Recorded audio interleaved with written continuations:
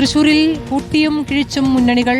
തൃശൂരിലെ സാധ്യത നോക്കിയാൽ LDF-ലെ പേരുകൾ വരുന്നത് P Balachandran, VS Prince, T Pradeep Kumar എന്നിവരാണ്. UDF-ൽ നിന്നും അനിൽ അക്കര, ജോസഫ് ടാജറ്റ്, A പ്രസാദ് എന്നീ പേരുകൾ പുറത്തുവരുന്നു.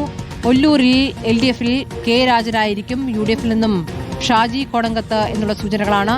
A പ്രസാദിന്റെ പേരും കേൾക്കുന്നുണ്ട്. പുതുക്കാട് LDF-ന്റെ KK രാമചന്ദ്രനും UDF-ന്റെ ബാബുരാജും ഒപ്പം തന്നെ സോണിയാഗിരിയുടെ പേരും കേൾക്കുകയാണ്. വിശദാംശങ്ങളുമായി ഇപ്പോൾ ജേസൺ ചാമളപ്പിലുണ്ട്. ജേസൺ, പേരുകൾ പലയിടത്തെയും 1, 2, 3 പേരുകളൊക്കെ വരുന്നു. എങ്ങനെയാണ് നമുക്ക് ഇതിലൊരു വ്യക്തതയുള്ളത്? ഉറപ്പിക്കാവുന്ന പേരുകൾ ഏതൊക്കെയാണ് ജേസൺ?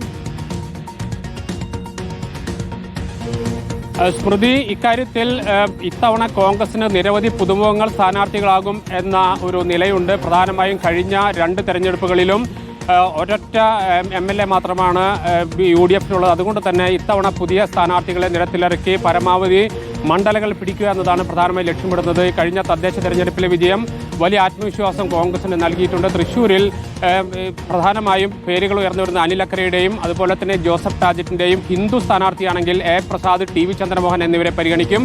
അതേസമയം തന്നെ ഒല്ലൂരിൽ LDF-നെ സംബന്ധിച്ചിടത്തോളം യാതൊരു മാറ്റമില്ല. K രാജൻ തന്നെ സ്ഥാനാർത്ഥിയാകും. പക്ഷേ UDF സ്ഥാനാർത്ഥി തൃശ്ശൂരിലെ സ്ഥാനാർത്ഥിയെ ആശ്രയിച്ചിരിക്കും. പ്രധാനമായും തൃശ്ശൂരിലെ സ്ഥാനാർത്ഥി എന്ന് പറയുന്നത് ക്രിസ്ത്യാനിയാണെങ്കിൽ, ക്രൈസ്തവനാണെങ്കിൽ സ്വാഭാവികമായും ഒല്ലൂരിൽ ഹിന്ദു, അങ്ങനെ സമുദായ സമവാക്യങ്ങളെല്ലാം പരിഗണിച്ചുകൊണ്ടാണ് പ്രധാനമായും ഇത്തവണത്തെ സ്ഥാനാർത്ഥി നിർണയം നടക്കുക.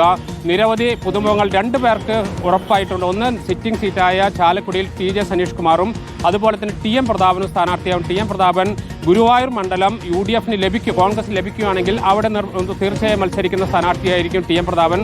അല്ലെങ്കിൽ UDF ലീഗ് വെച്ചുമാറാൻ തയ്യാറായില്ലെങ്കിൽ സ്വാഭാവികമായും മണലൂരാണ് TM പ്രതാപൻ സ്ഥാനാർത്ഥിയാവുക എന്ന കാര്യത്തിൽ ഉറപ്പായിട്ടുണ്ട്.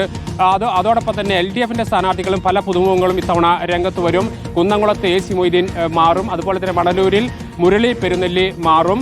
ഇത്തരത്തിൽ പല മാറ്റങ്ങളും പുതുമുഖങ്ങൾ കൂടി രംഗത്ത് വരാനുള്ള സാധ്യത LDF-ലും ഉണ്ട്. അതേസമയം തന്നെ തൃശ്ശൂരിൽ P ബാലചന്ദ്രൻ സ്ഥാനാർത്ഥിയാകും സംബന്ധിച്ച ചർച്ചകൾ നടന്നു വരികയാണ്. സ്വാഭാവികമായും P ബാലചന്ദ്രൻ LDF-ന്റെ സ്ഥാനാർത്ഥിത്വം ഉണ്ടായില്ലെങ്കിൽ സ്വാഭാവികമായി VS പ്രിൻസ്, ജില്ലാ പഞ്ചായത്ത് പ്രസിഡന്റായിരുന്ന VS പ്രിൻസ് ഉൾപ്പെടെയുള്ളവർ ആ സ്ഥാനത്തേക്ക് പരിഗണിക്കുന്നുണ്ട്. ഇത്തരത്തിൽ വിപുലമായ അഴിച്ചുപണി മുഴുവൻ മണ്ഡലങ്ങളിലും നടക്കുന്ന ഒരു ജില്ലയായി തൃശ്ശൂർ മാറുന്നു എന്നതാണ് ഏറ്റവും പ്രധാനപ്പെട്ട കാര്യം.